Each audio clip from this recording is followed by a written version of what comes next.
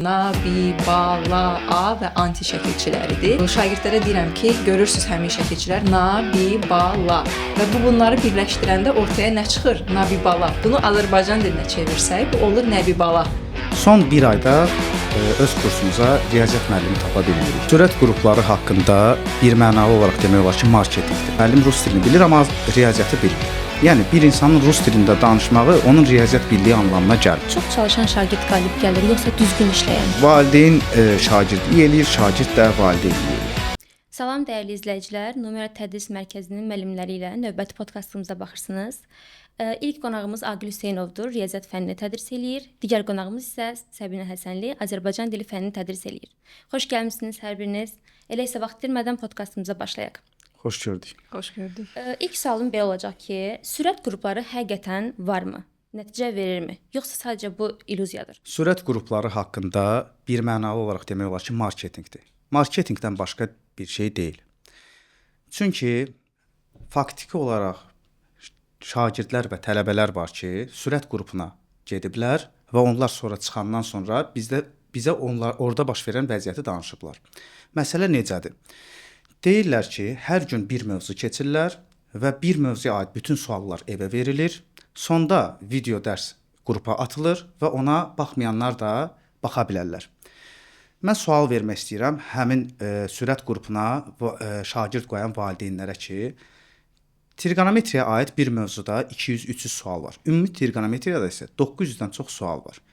Bir günə bir şagird, övladınız riyaziyyatdan ümumiyyətlə 900 sual həll edə bilərmi? İndi mən sizə sual verirəm. Sürət qrupu nə qədər realdır şagird inkişaf eləsin? Məsələn, mən belə bir halla qarşılaşıram ki, valideynlər bizə müraciət eləyir 11-ci sinif imtahanının, qəbul imtahanından 2-3 ay öncə ki, ilk imtahanda çox zəif yazıb övladım, istəyirəm ki, təcili gəlsin, sizin kursa qoşulsun, dərslərə müraciət eləsin ki, biraz yuxarı nəticə toplasın digər imtahandan. Yəni sürət qruplarına, sürət qrupları istəyir. Belə bir şey eşidib və eşitdiyi qədərilə də orada sürətli şəkildə mövzu keçəcəklər və şagird yaxşı nəticə əldə etmək istəyir də bunu mu istəyir? Bəli. Bu mümkün deyil. Riyaziyyat kimi fundamental elmlərdə hər hansısa bir mövzunu başa düşmədən irəliləmək mümkün deyil.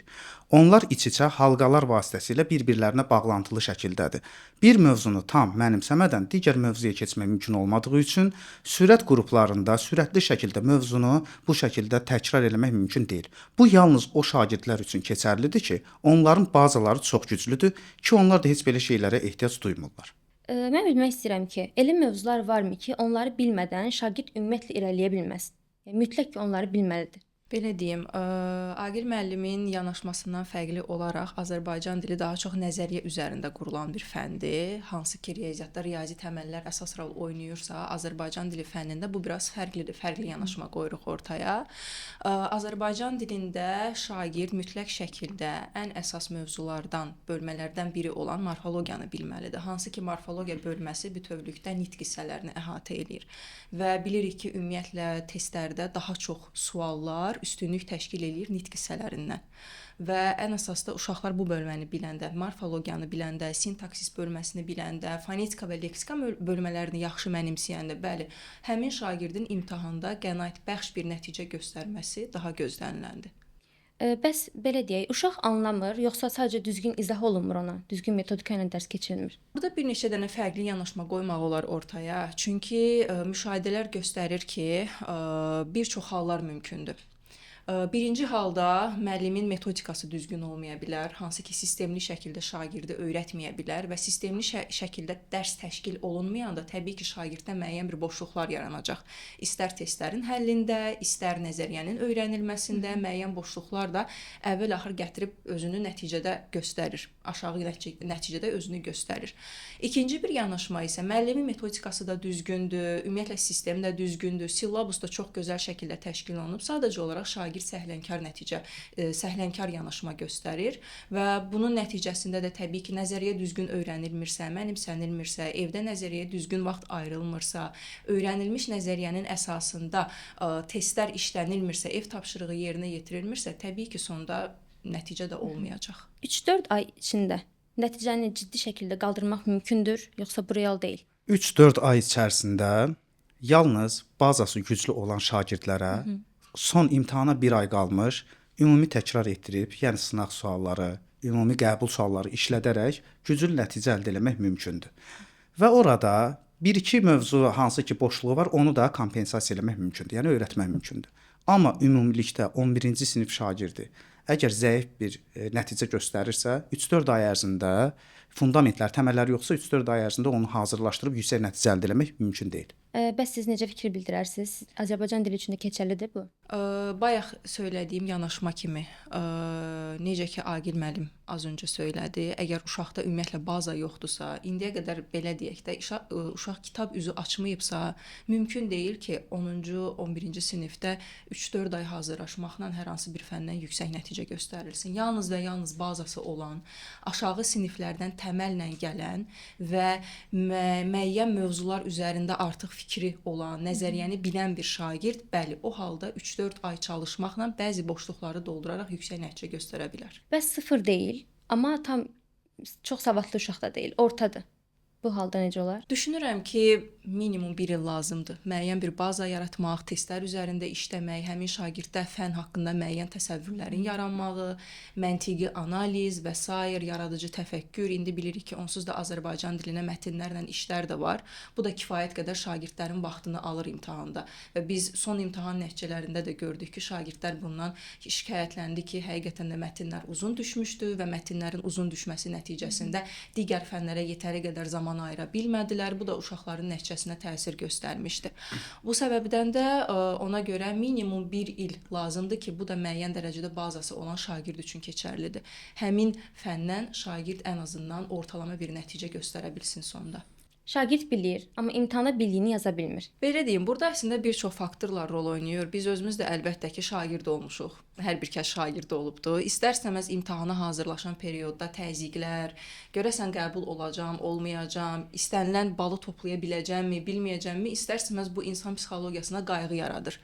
Və bütün bu qayğılarla biz imtahana girəndə, təbii ki, orada artıq stres faktoru var, vaxtı idarə etmə hissəsi var ki, bu şagirdlərdə müəyyən stresə gətirib çıxardır. Olur ki, bildiyi mövzu olur şagird, amma elə bir həyəcan yaranır ki, orada, elə bir ab-hava yaranır ki, həqiqətən də stressdən müəyyən mexaniki səhvlər eləyə bilir, müəyyən qaydaları unuda bilir və yaxud A variantını yerinə B variantı işarə eləyə bilir. Yəni bunlar hamısı baş verə biləcək hallardır. Əslində bunu təbii qarşılaya bilərik, normal qarşılaya bilərik. Çünki burada biz insan faktorundan danışırıq. İnsanıq və hisslərimiz var, emosiyalarımız var, həyatımızda baş verən önəmli hadisələr var ki, həmin önəmli hadisələr baş verəndə biz psixoloji olaraq həmin hadisələrə qarşı müəyyən bir qayğı, stres keçirə bilirik. İmtahan da təbii ki, şagirdlər üçün belə bir hadisələrdən biridir. Yəni bu mövzuda biraz anlayış göstərə bilirik ki, müəyyən səhvlər ola bilər streslə bağlı və s. Ancaq çalışmaq lazımdır ki, həm valideynlər, həm şagirdin özü, həm də birlikdə hazırlaşdıqları müəllimlər bir yerdə elə bir psixoloji vəziyyət yaratsınlar ki, imtahan öncəsi şagird imtahana girəndə artıq ən azından bir 70-80% stresi balanslaya bilsin həmin anda və bir stabil vəziyyət yarada bilsin öz daxilində. Bəs nə etməlidir? Şagird nə etməlidir? Valideyn nə etməlidir bu halda? Əlavə eləyə bilərəm mən. Bəli, buyurun. Buyurun. Əgər şagird çox yaxşı və güclü çalışıbsa, onun özünə inamı o qədər olur ki, və o stresə qalib gələ bilir. Yox, əgər ortalama bilgilərlə və ya da zəif bilgilərlə imtahana daxil olursa, onsuz da beynində fikirləşir ki, birdən çətin düşər, yaza bilmərəm. Bəzən olur ki, sadə sual düşür, ümumiyyətlə fikirləşir ki, o sual çətindir, yanaşmır o suala. Bax bu şəkildə gəlir avtobusda eləyir və yaxud da evdə eləyir. Evə çatanda o sualı eləyir. Dolayısıyla özünə inamı olmalıdır. İnamı olması üçün də yaxşı çalışmalıdır. Müəllimlər və şagirdlər birlikdə yaxşı çalışmalıdırlar. Bəs şagird bu stresə girməmək üçün necə bir psixoloji hazırlıq olmalıdır onun üçün? Valideyn nə etməlidir burada? Müəllim nə etməlidir burada? Bəzən rastlaşırıq o hallarla, valideynlər çox narahat olurlar, öz narahatlıqlarını şagirdə, uşağa yansıdırlar və onların o göstərdiyi o gözləntilər, şagird düşünür ki, həmin gözləntini qarşılamasam, qarşılaya bilməsəm, görəsən nələr olacaq. İstər-istəməz bu psixoloji olaraq təsir eləyir. Məncə valideyn bunu balanslaya bilsə, düşünsə ki, əgər bu imtahandır, imtahan sadəcə olaraq şagirdin bu həyatdakı sonuncu imtahanı deyil və yaxud da onun ümumiyyətlə həyatını müəyyən eləyən bir faktor deyil, nə də şagirdə verilən, övlada verilən dəyər imtahanın nəticəsi ilə ölçülmür. bu tərəfdən yanaşsalar düşünürəm ki, bir çox stressin, bir çox o psixoloji təsirlərin, təzyiqlərin qarşısını almaq olar. Burada yəni həm valideynlər də, müəllimlər də böyük bir rol oynayırlar. Çox çalışan şagird qalib gəlir, yoxsa düzgün işləyən? Düzgün işləyən şagirdlər qalib gəlir. Bu bir mənalıdır. Çox çalışan şagirdlər əksərən əzbərləyirlər və məlumatları beynində strukturlaşdıra bilmədiklərinə görə ona görə çox çalışırlar. Məsələn, saatlarla eyni informasiyanı öyrənirlər, amma sadəcə yaddaş texnikalarla, yəni necə yadıma salım. Lakin çox zaman az çalışan şagirdlər və düzgün çalışan şagirdlər, onlar informasiyalar arasında əlaqəni öyrənirlər və əlaqəli öyrəndiyi üçün çox az vaxt sərf eləyir və yaxşı yadında saxlayır, düzgün də tətbiq eləyir. Ona görə də düzgün və az çalışan şagird həmişə yaxşı nəticə yığır. Bu o deməkdir ki, indi çox çalışan şagird heç vaxt qalib gələ bilməz, yoxsa istisnalar olur? Çox çalışan şagird nəyə qalib gəlmir? Qalib nə deməkdir ki? Uğur qazanmaq, universitetə daxil olmaq, yaxşı nəticə toplamaq. Praktikası çox olan bir müəllim kimi deyirəm ki, çox çalışıb, lakin düzgün çalışmayan şagirdlər ortadan biraz yuxarı nəticə yazırlar. Amma o yüksək nəticə yazanlar var, hansı ki, daha yüksək nəticələr göstərirlər. Onların əksəriyyətindən mən söhbət eləmişəm və hər dəfə onları, yəni yaxşı yazan şagirdləri gələcək tələbələrimin qarşısına çıxardıram ki, onlara da məsləhət versin. Onların həmişə sözü bu olubdu ki, mən çox çalışmırdım. Mən sadəcə olaraq düzgün çalışırdım. Yeri gələndə istirahət vaxtımı da düzgün bölürdüm, əyləncəm də olurdu, amma oxuyanda da yaxşı fokuslanırdım və yaxşı çalışırdım. Belə bir sual vermək istəyirəm hər ikinizə. Valideyn nəzarəti olmadan ümumiyyətlə şagird nəticə göstərə bilərmi? Yoxsa valideyn nəzarəti mütləqdirmi? Belə deyim, bu asılıdır şagirddən. Onun böyüdülmə tərzindən, həmin şagirdin öz məsuliyyətini dərk eləməyindən. Elə şagirdlər var ki, onlara heç bir nəzarətə ehtiyac yoxdur. Valideyn 9-dan 6-ya qədər işdə ola bilər və şagird öz məsuliyyətini dərk eləyib bilə bilər ki, onun dərsləri var, o fənlərə hazırlaşmalıdır, universitetə hazırlaşmalıdır və sərbəst şəkildə oturub dərslərini oxuya bilər. Ancaq elə şagird var ki, onlara xüsusi nəzarət lazımdır, xüsusi disiplin lazımdır valideyn tərəfdən qoyulan və elə şagirdlərlə işləmək biraz çətindir. Həm valideyn üçün, həm də müəllim üçün. Çünki elə bir şagirddə artıq sistem olmur. Fənnə qarşı ciddiyyət olmur, ciddi yanaşma olmur. Yəni burada artıq yanaşma fərqlidir, nisbidir. Konkret olaraq bir qayda yoxdur ki, mütləq şəkildə 100% valideyn nəzarəti olmalıdır. Olmaya da bilər. Elə şagird ola bilər ki, özü sərbəst şəkildə oxuyub imtahanlardan çox yaxşı keçə bilər, çox da yaxşı nəticə göstərə bilər. Müəllimin fikirlərindən razıyam. Valideynin nəzarəti olmalıdır. Mənim fikrimcə bu olmalıdır. Niyə görə?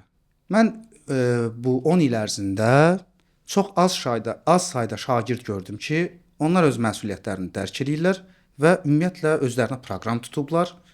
Gələcəkdə harda oxuyacaq, hansı peşənin sahibi olacaq və özünü inkişaf etdirən uşaqlar görmüşəm. Bunlar çox az idilər. Əksəriyyəti isə belə deyək, istirahətin və yaxud da ki, digər əyləncələrin həddini aşan uşaqlar idi və təbii ki, valideyn nəzarəti olmalıdır. Ümumiyyətlə valideynin funksiyası bəlirli bir yerə qədər övladını izləməkdir, ona səhv etdiyi yerlərdə müdaxilə etməkdir. Aqil müəllim, bu sualım sizədir. Bugünkü riyaziyyat müəllimlərinin səviyyəsi sizi qane eləyirmi? Bugünkü riyaziyyat müəllimlərinin əksəriyyətinin səviyyəsi məni qane eləmir. Biz bunu statistikaya görə deyə bilərik. Son bir ayda öz kursumuza riyaziyyat müəllimi tapa bilmirik. Ələlxüsus da rus sektorlarında. Adam rus dilini bilir, müəllim rus dilini bilir, amma riyaziyyatı bilmir. Yəni, bir insanın rus dilində danışmağı onun riyaziyyat bildiyi anlamına gəlmir. O ki, qaldı Azərbaycan sektorunun müəllimlərinə. 6-7-ci siniflər üçün, onların səviyyələrini belirləmək üçün 20 dənə sual hazırlamışdıq. O suallardan 14-ünə, 7-sinə, 8-inə düzgün cavab verən müəllimlər var idi. Təsəvvür edə bilirsinizmi? 6-7-ci sinif səviyyəsində oxuyan uşaqlara verdiyimiz suallardan yarı-bayarı səhv edən müəllimlər var idi. Və bunlar ən çox da prestijli kurslardan gəlirdilər. Bəziləri deyirdi ki, məsələn, 3 illik təcrübəm var, 4 illik təcrübəm var. Bir müəllim əgər riyaziyyatı bilmirsə, öz tədris elədiyi fənnini bilmirsə, o necə öyrədə bilər? Mən çox görmüşəm, uşaqlar mənə deyirlər ki, müəllim, məsələn, test toplusundakı 250-ci sualı həll eləyərkən müəllimin test toplusunun içərisindən çoxlu notların, vərəqlərin düşdüyünü gördük, Baxdıq gördük ki, müəllim sualların həllərini yazıb, yəni şagird sual verərkən bilmədiyi suallara cavab versin. Belə qeyri-professional müəllimlərlə işləməkdənsə, keyfiyyətli müəllimlərlə işləmək şagirdlər üçün daha uğurlu nəticə vəd verir. Ona görə də valideynlərə buradan müraciət edirəm ki, keyfiyyətli müəllimlə işləyin və keyfiyyətli müəllimi tapmaq üçün ümumiyyətlə araşdırın.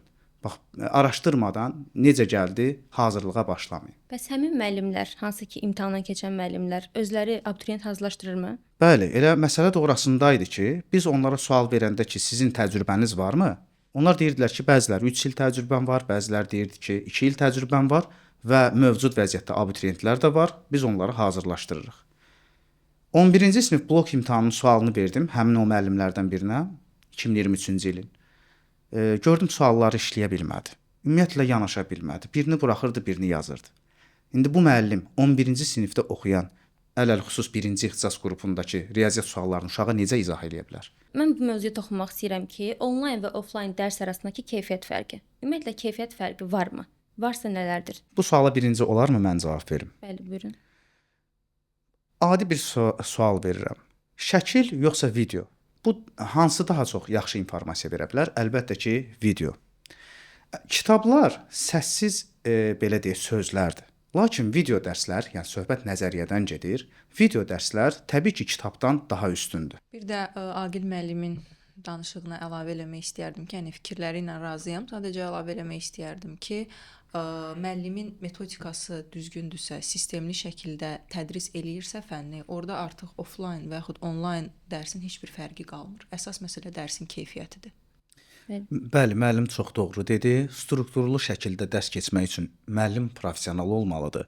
Harda başlayıb harda qurtaracağını bilməlidir. Dərsin vaxtını düzgün bölə bilməlidir. Əfsuslar olsun ki, bu gün qeyri-professional müəllimlər üzündən şagirdlərin nəticəsi çox aşağı olur və professional müəllimlər də ən çox bu cür müəllimlərin əziyyətini çəkir. Son 2-3 ay qalmış müraciət edən valideynlərin problemlərini həll etməyə çalışır. Bu da o elə professional müəllimlər üçün özü bir stressdir. Səbinə müəllim, Azərbaycan dili doğrudan da asandır, yoxsa biz onu səhv qiymətləndiririk? Belə deyim, Azərbaycan dili nəzəriyyə üzərində qurulmuş bir fəndir və şagird orada mütləq şəkildə nəzəriyyəni dərin bilməlidir.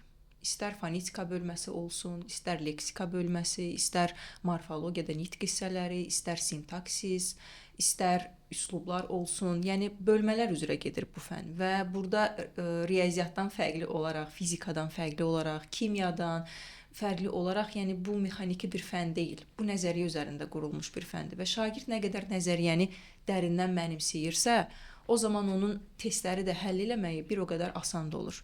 Bu bir növdə vərdişdir.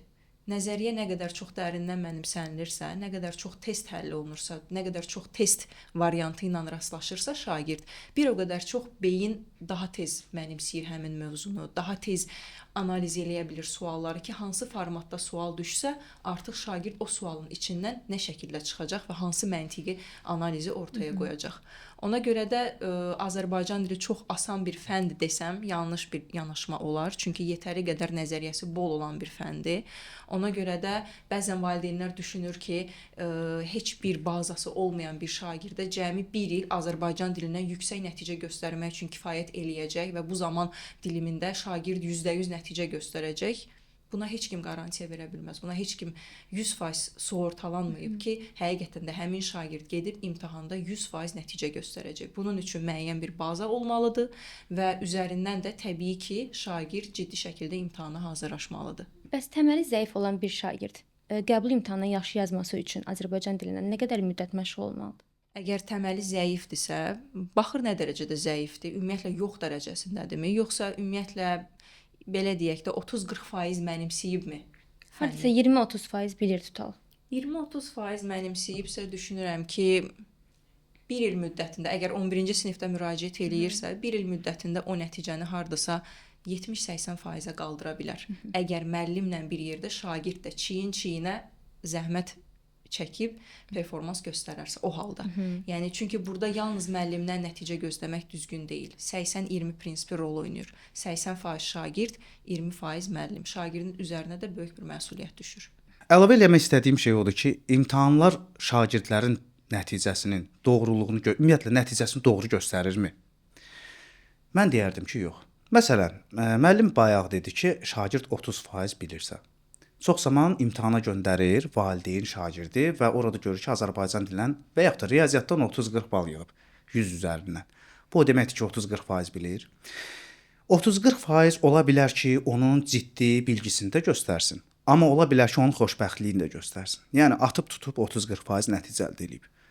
Şagirdin riyaziyyatdan nə bilib, nə bilməməsini sırf müəllim də qarşı-qarşıya şagirdin riyaziyyatdan bilgilərini yoxlamaq üçün elə bir suallar tərtib eləmək lazımdır ki, onun təməllərini aşkara çıxarda bilsin və onun necə yanaşdığını görə bilsin. Suala necə yanaşdığını görə bilsin.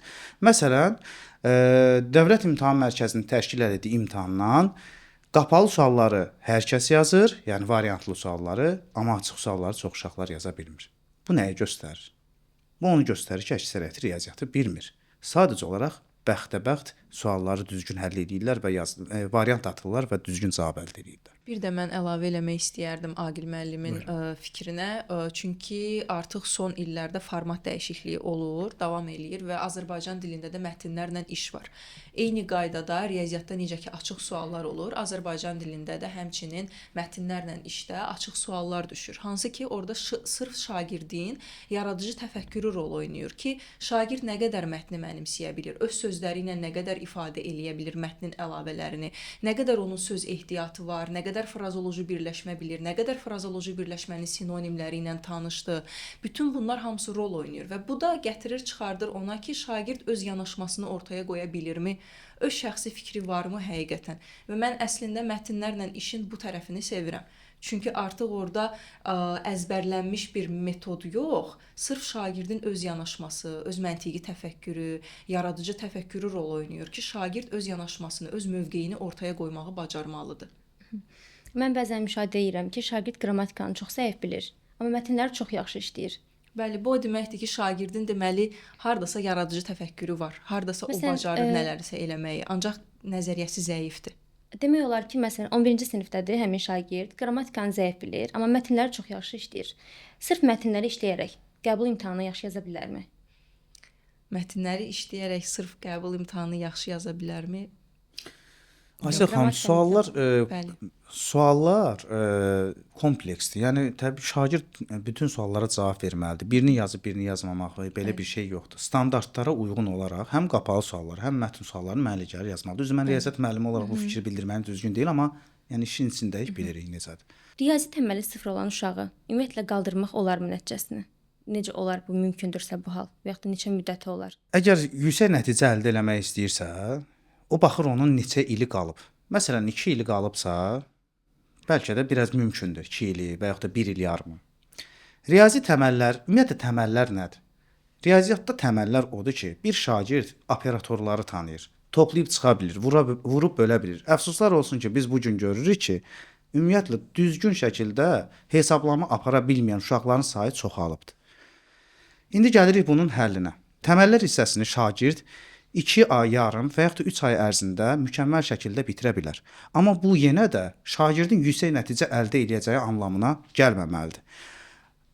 Bir şey də əlavə edeyim ki, əgər bu yoxdursa, ümumiyyətlə yaxşı nəticədən söhbət gedə bilməz. Dolayısıyla təməlləri bilmək olmazın olmazıdır. Təməllər yoxdursa, yaxşı nəticə ola bilməz. Riyazi təməli 0 olan şagirdin nəticəsini qaldırmaq mümkündürmü? Hansı hallarda mümkündür? Nə qədər vaxt dilimi lazımdır bunun üçün? Riyazi təməlləri 0 olan şagirdlərin nəticəsini qaldırmaq mümkündür və onlara ayrılmış xüsusi bir proqram var. 2-3 ay ərzində riyazi təməllərdə ciddi problemi olan şagirdlərin təməl problemləri ortadan qalxır. Lakin bu o demək deyil ki, şagird yüksək nəticə əldə edəcək.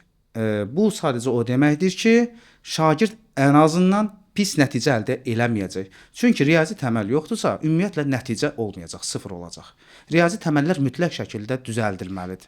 Şagird növbəti mövzuya, hər növbəti mövzuya, yəni sual üzərindən sual gəlir, mövzudan mövzuya keçir. Mövzudan mövzuya keçmək üçün onun riyazi fundamentləri möhkəm olmalıdır. Bunun üçün bizə lazımdır 2 ay yarım, 3 ay təxminən. 2 ay yarım, 3 ay müddəti ərzində bu problemlər %80 ortadan qaldırılır və növbəti mövzuları öyrəndikcə problem ümumiyyətlə ortadan qalxmağa başlayır. Riyaziyyatdan zəif olan 11-ci sinif şagirdi yüksək nəticə əldə edə bilərmi qəbul imtahanından? bu qrupdan qrupa dəyişir. Birinci və ikinci ixtisas qrupları riyaziyyatdan zəifdirsə, yüksək nəticə əldə edə bilməz. Çünki həm buraxılış, həm blok imtahanının əsas imtahanı, əsas fənni sayılır. Digər qruplarda ola bilər ki, bəli, yüksək nəticə əldə eləsin. Yəni 0 yazmırsa təbii ki. Amma ümumilikdə belə bir şey deyim ki, biz bilirsiniz, riyaziyyatı təkcə elə imtahan üçün öyrədilməli deyil. Yəni riyaziyyat təkcə imtahan üçün öyrədilməlidir deyə bir şey yoxdur. Uşaq vaxtlarından valideyn tərəfindən maarifləndirilməlidir ki, riyaziyyat təbiət elmidir və təbiətin dilidir. Ona görə də riyaziyyata bir sevgi olmalıdır. Və çox zaman Azərbaycan dili müəllimi də mənim dediklərimi təsdiq eləyər. Riyaziyyatı güclü olan şagirdlər digər fənlərdə də yaxşı performans göstərirlər. Onlar daha analitik, kritik düşüncə qabiliyyətlərinə malik olurlar və digər fənləri strukturlu şəkildə öyrənməyi özü kəşf edirlər. Riyaziyyat elmlərinin açarıdır. Digər fənlərin yaxşı olması riyaziyyata borcludur. Belə deyim. Son aylarda yüklənmək ümumiyyətlə yüksək nəticə əldə etmək üçün köməkdirmi? Yoxsa bu real deyil? Düşünürəm ki, yox. Çünki son aylarda yüklənmək beynin də həddindən artıq yüklənməyinə və stress faktoruna gətirib çıxardır. Balanslı şəkildə, stabil, sistemli şəkildə oxumaq daha yaxşı nəticə deməkdir. Nəinki aylarla çalışmayıb son 2-3 ayda gücü verib həmin fənləri oxumaq. Yəni bu göstərir ki, bu çox da yaxşı nəticəyə gətirib çıxartmır. Mən tövsiyə edərdim ki, şagirdlərə daha çox balanslı şəkildə, sistemli şəkildə, düzgün metodika ilə hazırlaşsınlar ki, son aylarda o nələrinsə boşluqları gətirib onlara stressə salmasın. Sonda əlavə eləmək istədiyim şey odur ki, daha doğrusu, gələn ilin 11-lərinə müraciət edirəm. Müəllim mövzuları keçərkən onları dərindən mənimsəyin.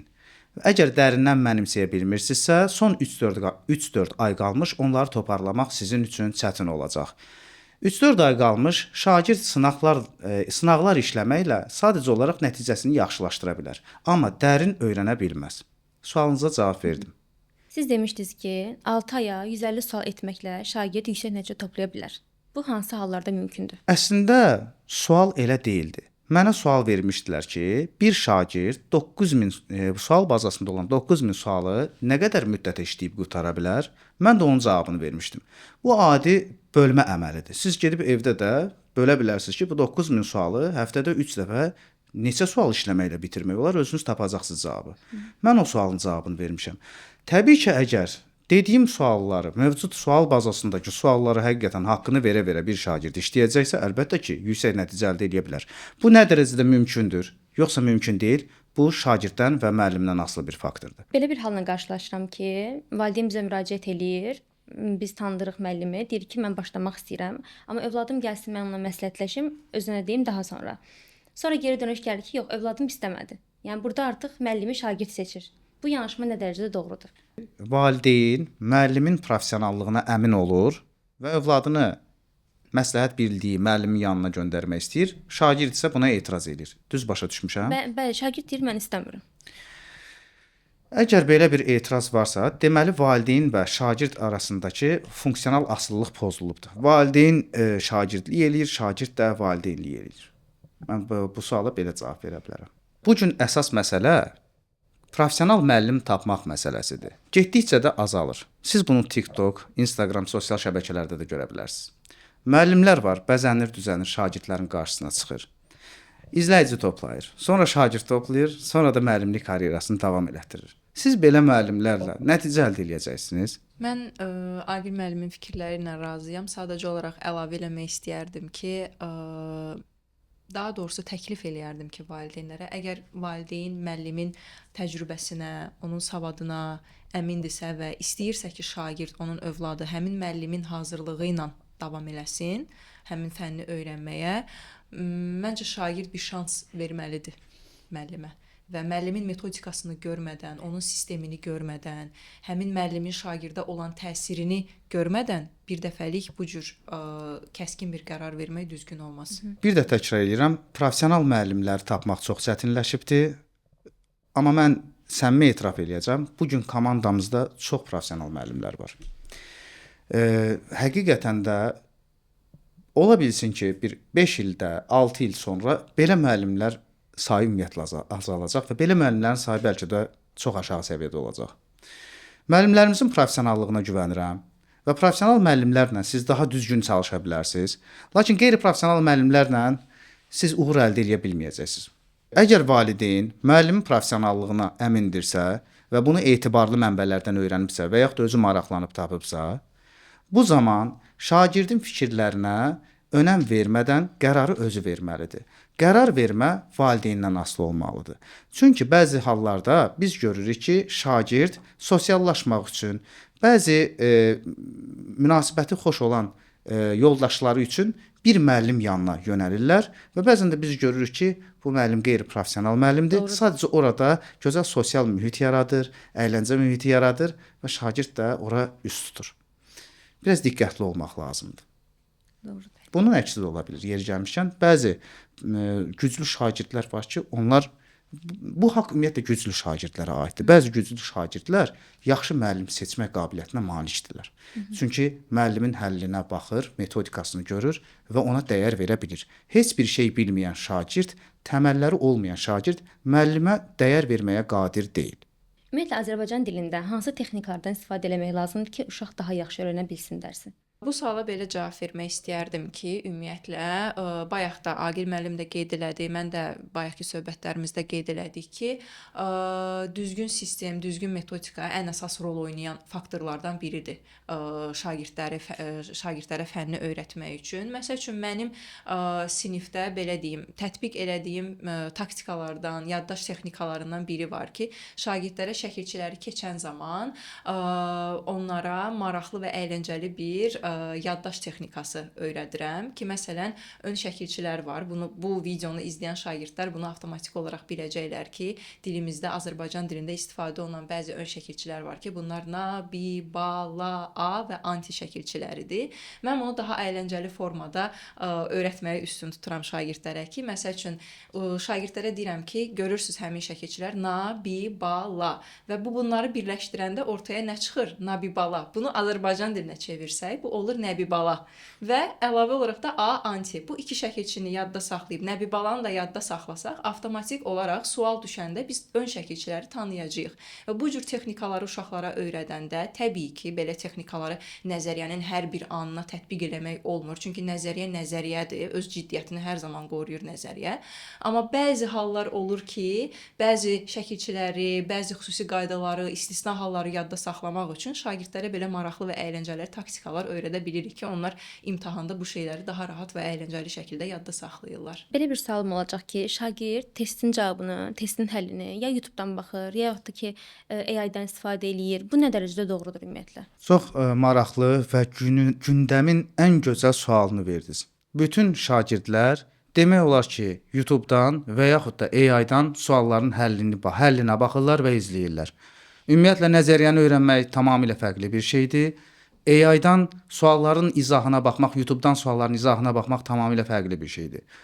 Bu, şagirddə həmişə kor nöqtə saxlayır, onu tənbəlləşdirir, riyaziyyatdan sual həll etmə immunitetini aşağı salır. Belə şagirdlər ümumiyyətlə gələcəkdə nəticə vermirlər. Ona görə də biz hazırlıq müddəti hələ başlamamışdan əvvəl şagirdlərlə aramızda belə bir dialoq eləyirik, maarifləndiririk onları. Məsələn, deyirik ki, kim AI-dan istifadə edəcəksə, YouTube-dakı həllərə baxacaqsa, izahları mütəmadi şəkildə istifadə edəcəksə, bu şagirdlərin nəticəsinə cavabdehlik daşımayacaq. Yeri gəlmişkən Azərbaycanda bir müəllim var. Hamı bilir o kimdir, ad çəkməyə ehtiyac yoxdur. YouTube-a bütün test toplusunun suallarının həllini qoyub. Əgər YouTube portalına bütün test toplusunun suallarının həllini qoyub, izahları qoyub. Bu çox qeyri-professional bir işdir, qeyri-professionallıqdır. YouTube-a sualların izahını qoymaq şagirdlərə xeyir vermək yox, onlara daha çox zərər verməkdir. Belə bir şey yol verilməzdir. Gəldiyiniz üçün, dəyərli vaxtınızı ayırdığınız üçün təşəkkür edirəm hər birinizə. Əgər hər hansı bir fikriniz varsa izləyicilərə buyurun. Biz də təşəkkür edirik. Maraqlı podkast oldu məncə. Maraqlı müzakirələr apardıq. Ümid eləyirik ki, valideynlərin də, şagirdlərin də bir çox suallarına, beynində qaranlıq qalan məqamlara aydınlıq gətirə bildik. Sonda mən demək istəyərdim ki, valideynlərə imtahan bir insanın həyatının dəyərini ölçən bir faktor deyil. Bəli, hamımız o yollardan keçirik. İmtahan bizim həyatımızda müəyyən bir rol oynayır universitetə qəbul olmaq üçün. Sadəcə bu yolda öz övladlarınıza dəstək olun. mənəvi olaraq dəstək olun, yanında olun və biz də müəllim olaraq əlimizdən gələni eləməyə çalışırıq. Sizlə bir yerdə, valideynlərlə bir yerdə ki, sonda heç olmasa nəticə əldə eləyə bilək, həmin şagirdlərin arzularına gedən yolda biz də onlara dəstək ola bilək bir müəllim kimi. Hər birinizə təşəkkür edirəm. Sonda da onu demək istəyirəm ki, professional və keyfiyyətli insanlarla çalışın, onlarla birlikdə işləyin. Bu sizin həyatınız üçün həmişə uğurlu olacaq. Sağ olun. Təşəkkür edirik dəyərli fikirlərinizə görə. Sağ olun.